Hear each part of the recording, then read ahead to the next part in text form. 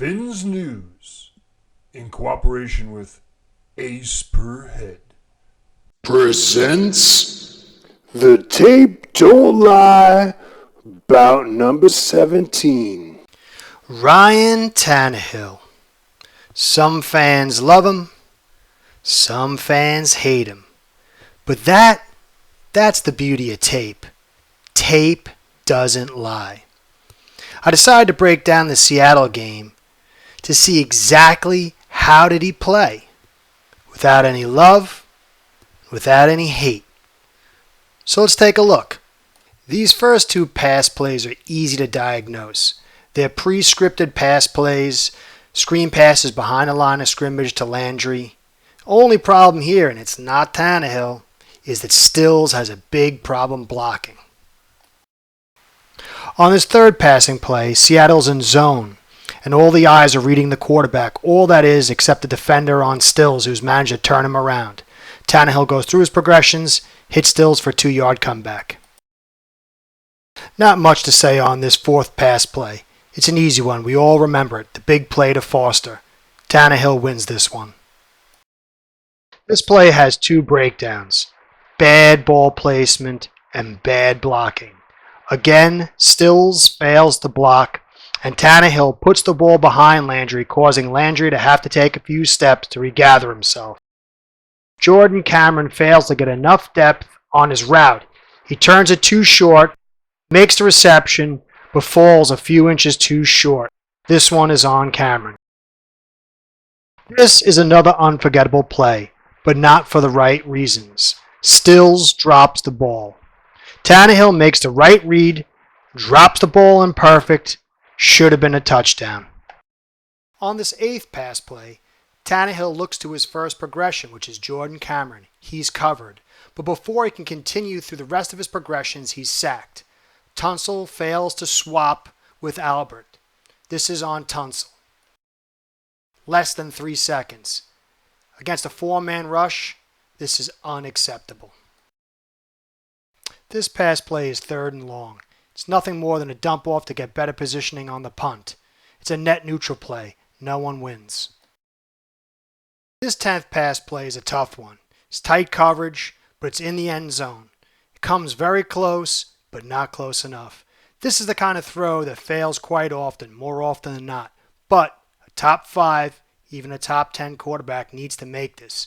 It's tough, but Tannehill needs to make this play.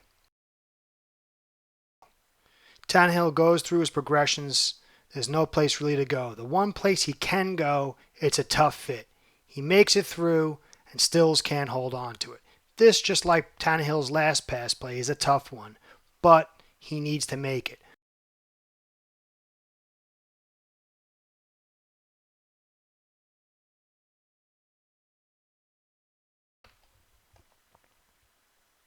Pass plays 12 and 13 fail for the same reason. Offensive linemen fail to switch. This time it's Steen as well as Tunsil.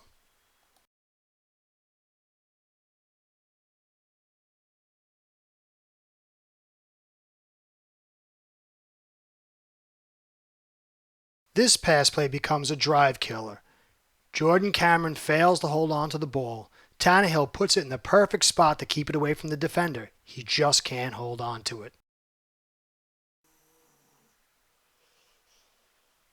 This third down pass play has fallen far off track. Penalty has driven him to a 3rd and 15. This is a net neutral play just to keep things going without mistakes.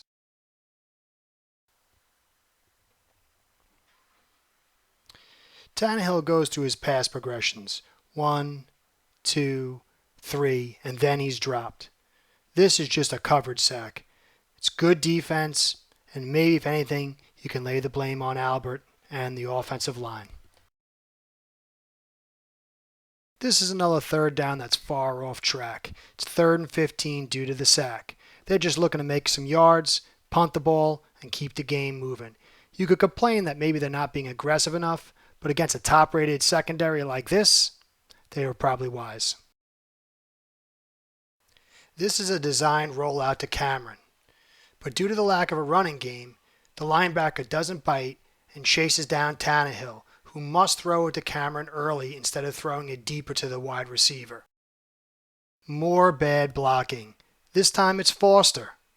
He looks outside instead of in. It's always inside out. He misses the inside blitz and Tannehill gets disrupted. This one is definitely on Foster. Third down backs must make this block. The theme of more bad blocking continues. Tannehill cannot let the receiver develop his route. He can't get it off in time and gets popped just as he releases the ball. Another net neutral play because they're far off track on third down. Another play action rollout, but due to the lack of a running game, Seattle isn't buying what Miami's selling. Nothing Tannehill can do. This is an easy pitch and catch on the slant to Landry. Nothing spectacular, nothing wrong, net neutral. On this pass play, Tannehill gets tunnel vision with Landry. He misses the corner at the top playing off, and the receiver is wide open for an easy pitch and catch. Instead, he goes inside, the ball gets blocked, and a missed opportunity. This one's on Tannehill. On this pass play, Tannehill has good vision. He lets the play develop, notices the cornerback drop, and throws a nice spiral to Carew for a big first down. Clutch play. On this one, the defense plays it perfectly. I'm not crazy about what Stills is trying to do, whether he's trying to skip it to the end zone or shield off the cornerback. Tannehill decides to make the safe throw to Foster, and nothing good comes of it. Tannehill again plays it safe. He looks at the top of the screen for his options, doesn't like what he sees. Instead of throwing it to the running back, he decides to roll out due to the pressure. There's two minor windows, very difficult to fit through, and probably too risky to take. This is another net neutral play. This is fourth quarter, last drive. This is where Tannehill has been getting most of his criticism. Protection strong, plants the foot, drives the ball into a tight window, and picks up a huge first down. Big play. This 30th pass play is another win for Tannehill. He plants the foot despite the pressure, despite the fact he's going to get drilled, drives the ball hard outside for a big pickup in a clutch situation. This one, pass protection strong, although the receivers don't get separation. Tannehill buys time with his feet and manages to find Landry breaking away, uses good vision, drops the ball in. This is the big screen play. Everybody remembers it.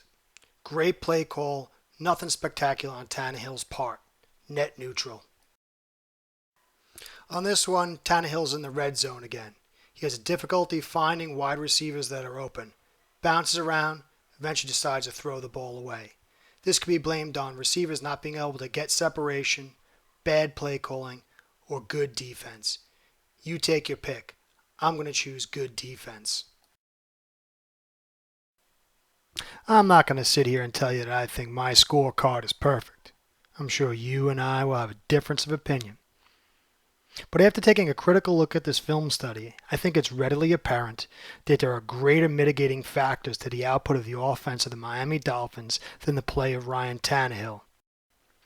Yeah, he does have to step up in some areas, but there are far greater concerns for the Miami Dolphins, at least after one game. So I know we're going to have difference of opinions. That's what makes the world go round. I'd like to hear what you think.